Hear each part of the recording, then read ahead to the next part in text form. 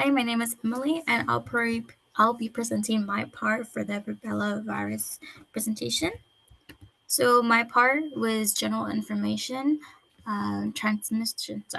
treatment, and preventative care for immunization, most importantly. So originally, rubella was actually part of the Tungulveridae family, but that name has changed to the Montemeridae family. As for its genus, its name is Ruba or ruby virus, and it comes from the Latin word little red. For the species, it's known as the ruby virus and the rubella. Sorry. And back in the day, it actually used to be known as the German measles or the 3D measles back in 1814. And the reason for it was there was actually a big infection of the measles outbreak at the time, but it was also rubella. So many people will confuse rubella for measles. Um, Treatment. So currently there's no specific cure for rubella. There's only supportive care that's available, and supportive treatments involve bed rest, fluids, fever reducers, and pain relief, like ibuprofen or acetaminophen. And kids, if I remember correctly, should not be giving ibuprofen as a treatment for fever reducing or pain relief. Another preventative care measure is actually a vaccination. So it is recommended for both children and adults to get it. For children, it's recommended to get two dosage, one at the age of 12 to 15 months, and a second dose around 4 to 6 years when they're 4 to 6 years old. You can get it earlier, but it is highly recommended to at least wait 28 days after the first dose. As for adults, there isn't really how much dosage should be given. It's only recommended that people that work in healthcare, students, or that travel a lot, and most importantly, women that plan to have kids one day or plan to get pregnant should have the vaccine as a preventative care measure. Thankfully, the MMR vaccine is actually very effective. For example, as for the kids, the first dose is 97% effective, and the second dose just enhances protection. The MMR vaccine actually prevents. It just helps vaccination for 3 different types of viruses. I think it's measles, rubella, and another one I can't remember. But both would just enhance immunization to make it more effective. There are side effects that most people get. It's not very common, but if you do get it, it's pretty mild to temporary. People get fevers, mild rash, a sore arm, joint pain, and stiffness. And joint pain and stiffness is actually more common in adult women. Um, the couple requirements for not giving vaccinations from healthcare providers is usually if you're pregnant, if you're allergic, or have a weakened immune system. So, why is children immunization so important? So, as we know, rubella is actually mild in children, but it is severe for women that are pregnant and their unborn fetuses. Once contracted, most people have, if I remember correctly, if you're contracted under the first trimester, you have an 85% chance of getting CRS. And if you get CRS, you can get any of the birth defects listed, which is deafness, eye defects, heart abnormalities, developmental delay, and fetal death or premature delivery. So it is important for children immunization so it can help establish herd immunity, reducing the virus circulation and essentially protecting pregnant women. As people that do come in talk, people that are infected with rubella are usually asymptomatic, which means they could pass on the infection without them even having any symptoms or without them even knowing. They technically can still spread it, which means they can still spread it to someone that is pregnant and hurt the child's unborn fetus. Overall, it's important to establish herd immunity to protect everyone from yourself to the people around you. But yeah. Hello, I'm Emily Elliott, and this is our presentation on the Rubella virus. Excuse the background noise from the library. To begin with, our case study.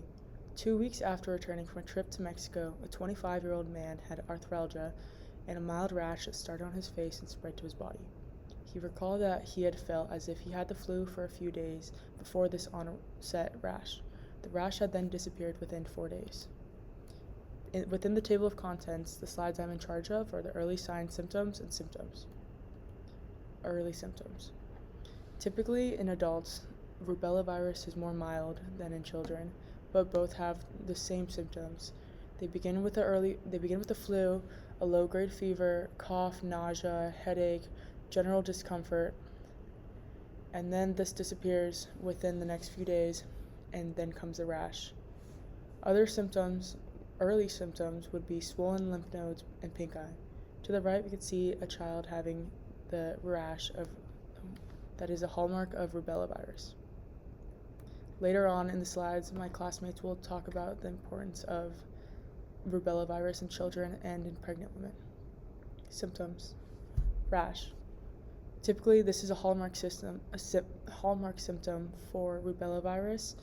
It's usually red, it could be flat or raised, or even light pink, but it typically starts on the face and then spreads to the body.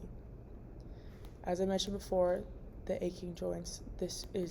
Causes general stiffness of fingers, other joints, wrists within the body.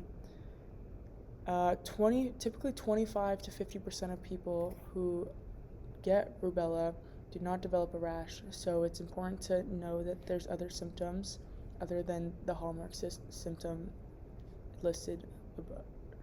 stated previously.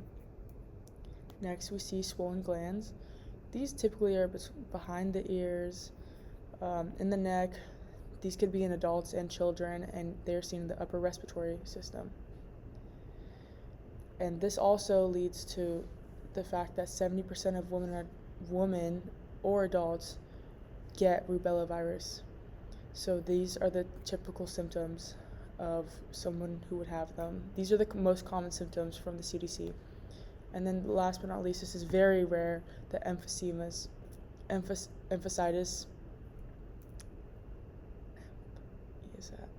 which is a very rare brain infection. This is not typically seen within the symptoms of rubella. This occurs every once in 6,000 cases and occurs only in adults, not children, as we've seen. Rubella virus. Key features, as mentioned before, it's the joint aches, mild rash, or could range anywhere between mild to raging rashes, flu-like symptoms before, and these typically don't have a long lifespan of staying on your body. In the case study, we've seen that rubella outside of the US, this causes more exposure when traveling, and this is present in other countries, and the increase of exposure happens when you travel outside of the United States, so be sure to track your travel log and make sure that you have your vaccinations up to date. Thank you. That was the symptoms of rubella virus. Hi, my name is Natalie. I'm going to be presenting for my part for the rubella virus case study. My part was most vulnerable target and transmission slides. So first off, we have who is at risk. So anyone could get rubella, but there are those who are more susceptible. First off, we have children, and they are considered at high risk because rubella is primarily a childhood disease. Next, we would have unvaccinated individuals. So people who have not received the rubella vaccine are susceptible because they lack the immunity that is provided by the MMR vaccine. Third, we have travelers who are traveling to areas with potential rubella outbreaks. So since rubella is still circulating in some parts of the world and we might not know their vaccination regulations, it makes them a lot more susceptible in these certain areas.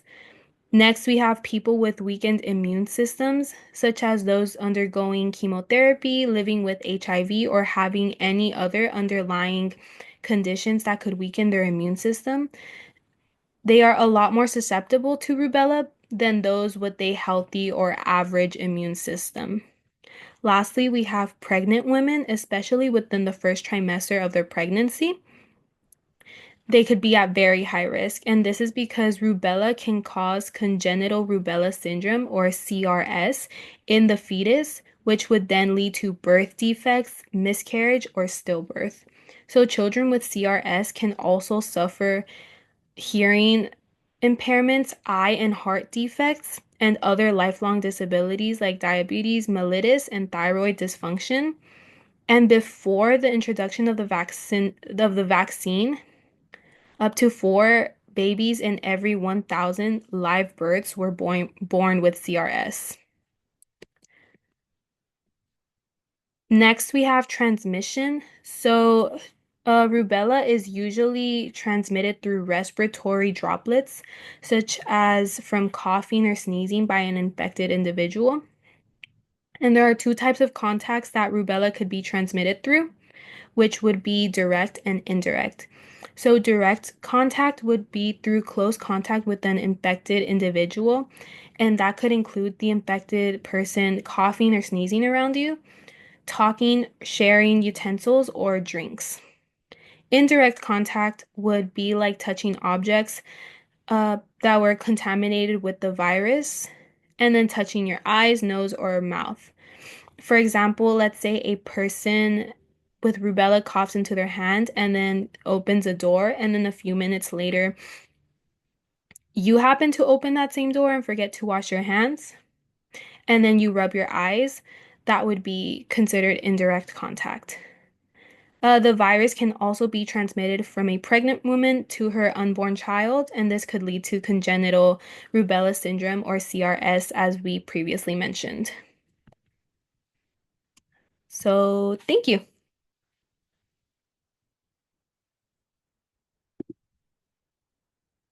Hello, my name is Angel, and I will be talking about rubella virus. My parts will be about the genome itself, the replication, expression, and finally any precautions of the virus. Genus Rubivirus. Rubivirus is a single-stranded positive sense RNA virus that's enveloped 70 to 80 nanometers in diameter with a capsid that's not icosahedral, and it's bound to the membrane. When we look inside the virus, the envelope glycoproteins are assembled in a helical organization. And when you look in the picture to the right, we see the genome itself. When one is infected with the virus goes through two phases, the early non-structural polyprotein phase and the late structural polyprotein phase. The early phase starts with the virus's non-structural polyprotein. As you can see, there is right under it, the inside of it is P150, which replicates the 40S positive sense genomic RNA into negative sense antigenomic RNA. And the polyprotein also has RDRP, which copies virus's RNA to make more of it. The late phase structural polyprotein makes a subgenomic RNA that includes only that piece of the structural polyprotein and nothing else. It's made up of capsid proteins that form the inner shell of the virus, like the E1 and the E2 on the picture on the left. That sticks out of the virus and then helps it enter to new cells to set up shop. Next, we'll be talking about the gene expression of the virus. The process begins with the viral E glycoprotein binds to specific receptors on the host cell surface. This attachment triggers the clathrin-mediated endocytosis, allowing the virus to enter the host cells with an endosome. Next, inside the endosome, the viral membrane fuses with the endosomal membrane, releasing the viral RNA genome into the cytoplasm. The viral RNA is positive sense, single-stranded, so it can be immediately translated by host ribosomes. This then produces a large polyprotein, which is then cleaved into several non-structural proteins, which is essential for RNA replication and transcription. Replication takes place in a specialized area of the cytoplasm called the viral factories, which form on the surface of the endosomes. The genomic RNA is first used to make a double-stranded RNA intermediate. This dsRNA serves as a template for two big purposes. The first is to synthesize new viral mRNAs, and the second is to produce new positive sense RNA genomes for future viruses. The expression of subgenomic RNA leads to then the production of structural proteins, which are crucial for building new viral particles. The capsid then assembles at the Golgi membrane, where it packages the new RNA genome. The virus finally then buds into the Golgi, acquiring its envelope, and finally exits the host cell, ready to go to new host cells, restarting the whole cycle. Next is the gene expression of the virus. The genomic RNA of the virus is, of course, infectious, as explained earlier, and functions as a genome and the viral messenger RNA. It's serving as a messenger RNA. As serving for messenger RNA, the viral RNA is translated into a non-structural polyprotein, as mentioned before.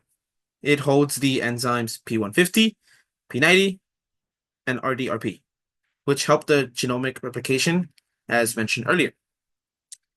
The subgenomic RNA is then synthesized, which in turn expresses the structural polyproteins. That's processed as the building blocks of the virus. Finally, it's the precautions. The number one thing to get is, of course, MMR vaccine, measles, mumps, and rubella. It should always be administered.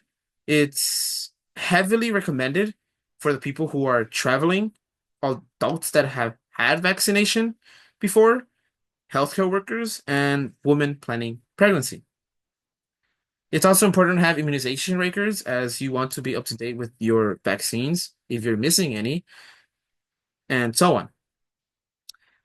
It's also important to avoid exposures to infected individuals as the rubella spreads through respiratory droplets, even from people without symptoms. And it's also, of course, important to avoid close contact in crowded places during outbreaks, as there's a chance you might not know who has it, as they could have no symptoms again. And it's also important to stay informed about local outbreaks in travel destinations. And it's also very important to follow travel health advisories, good public health awareness. And that's it. Thank you.